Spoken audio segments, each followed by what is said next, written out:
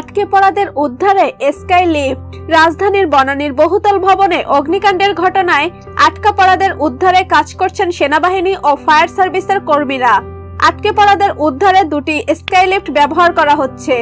এক একটি লিফটে 10 থেকে 12 জনকে করে উদ্ধার করে ভবনটির নিচে নামিয়ে আনা হচ্ছে। লিফট দুটি ব্যবহার করে এ পর্যন্ত ভবনটি থেকে অর্ধশতাধিক ব্যক্তিকে উদ্ধার করা সম্ভব হয়েছে। উদ্ধার কর্মীরা জানিয়েছেন, উদ্ধার হওয়া সবাই কম বেশি আহত হয়েছেন। উদ্ধারের পর আহতদের চিকিৎসা দেয়া হচ্ছে। অগ্নিকাণ্ডের আহতদের জরুরি চিকিৎসা সেবা প্রদানের জন্য ইতোমধ্যে রাজধানীর সব সরকারি ও বেসরকারি হাসপাতাল কর্তৃপক্ষকে অনুরোধ জানিয়ে নির্দেশনা প্রদান করেছে স্বাস্থ্য অধিদপ্তর। বেলা 3টা পর্যন্ত মোট 9 জনকে হাসপাতালে ভর্তি করা হয়েছে। তাদের মধ্যে 8 জনকে কুর্মিটোলা জেনারেল হাসপাতাল ও 1 জনকে ঢাকা মেডিকেল কলেজ ঢামেক হাসপাতালে ভর্তি করা হয়েছে। আজ বৃহস্পতিবার দুপুর 12টা 50 মিনিটে বনানীর কামাল আতাতুর্ক এভিনিউর 17 নম্বর রোডের 22 তলা ভবনে আগুন লাগে।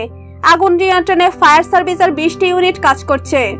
ভবনটিতে the web group, heritage air express, Amar technologies limited ছাড়াও অর্ধশতাধিক অফিস রয়েছে। এখন আগুনের শিখা কিছুটা কমে এসেছে, তবে বেড়েই চলছে ধোঁয়ার পরিমাণ। দমকল বাহিনীর সদস্যরা ভবনের ভেতরে অক্সিজেন দেওয়ার চেষ্টা করছেন। ভবনটির বিভিন্ন তলায় আটকা পড়া মানুষ ধোঁয়ার কবলে পড়ে বাঁচার জন্য চিৎকার করছেন। জানালা দিয়ে হাত নেড়ে বাঁচার আকুতি জানাচ্ছেন অনেকে, তবে ফায়ার সার্ভিসের কর্মীরা তাদের সাহস জুগিয়ে যাচ্ছেন। আটকে পড়াদের উপর থেকে লাফ দিতেও নানাভাবে নিষেধ করছেন ফায়ার সার্ভিসের কর্মীরা। এর আগে বেশ কয়েকজন লাফিয়ে পড়ে গুরুতর আহত হয়েছেন। তাদের কুর্মিটোলা ও ঢাকা মেডিকেল কলেজ হাসপাতালে পাঠানো হয়েছে। এতক্ষণ আমাদের সাথে থাকার জন্য ধন্যবাদ। ভিডিওটি ভালো লাগলে অবশ্যই লাইক, কমেন্ট, শেয়ার করবেন। তার আগে অবশ্যই আমাদের চ্যানেলটি সাবস্ক্রাইব করে আমাদের সাথে থাকুন।